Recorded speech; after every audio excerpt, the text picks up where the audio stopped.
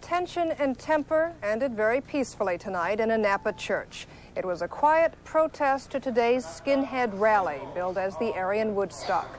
These people chose a candlelight vigil to share stories of peace and togetherness, to promise that the racism and hate represented by the rally would never touch their community again. As Wayne Friedman tells us, the scene earlier today, dramatically different. This was the first of several outbursts. Protesters surging police lines, shouting epithets at a small group of skinheads watching from above. And then, just as things began to quiet down, provocation moving up the highway. 11 members of the Modesto and Fresno Ku Klux Klan. You know you're provoking something by walking up this street, don't you? Well, hey, everybody else is here. Why can't we be here? But his contingent never made it, intercepted by a wall of protesters. Harassment came first. Way to go! Run him out! And then the violence.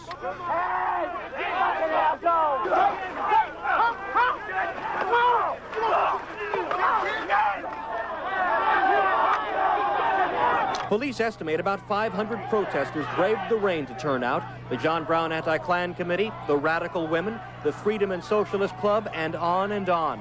Many more people outside than skinheads inside. And when no one came down, they looked for enemies within.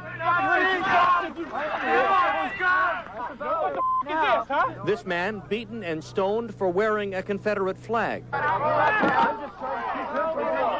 Police arrested the man who threw that rock, along with at least one other. Right over here, partner. By late afternoon, they dispersed the demonstrators 2 miles down the road. So with the rain still falling and attention turned elsewhere, the Aryans left. But it still wasn't over. This is what happened after police stopped several cars when someone reportedly brandished a weapon. They didn't make any arrests. And finally, but not so quietly, the Aryans left. Have a nice day! In Napa County, Wayne Friedman, News Center 4. Well, just who are the skinheads? Where do they come from? It might surprise you to know that not all of them are racist, but there is one man who would like to shape all of them in his own hate-filled image. His name is Tom Metzger, a former Klan leader from San Diego and founder of the White Aryan Resistance. With the Klan in decline, Metzger began recruiting skinheads 2 years ago for his new racist organization, and he's been very successful. Neo-Nazi skinheads can be found now all across America, some 3,000 of them by best estimate, 10 times more than when Metzger began his preaching to a receptive audience of lost, wild, angry young men looking for a cause. They see it's not just a street fight once a week. Hey, this is a big struggle. We're part of a big army now.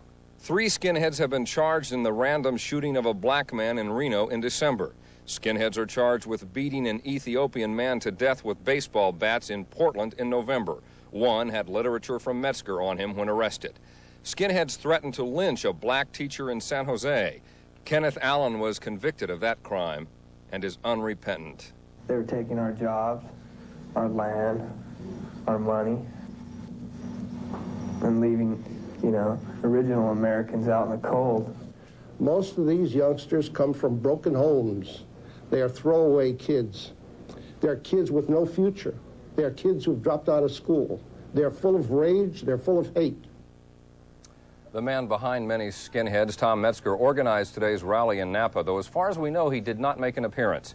We should also point out again that not all skinheads follow Metzger's teachings. In fact, those skinheads say that the neo-Nazi types are not skinheads at all. They call them boneheads. Eastern Airlines is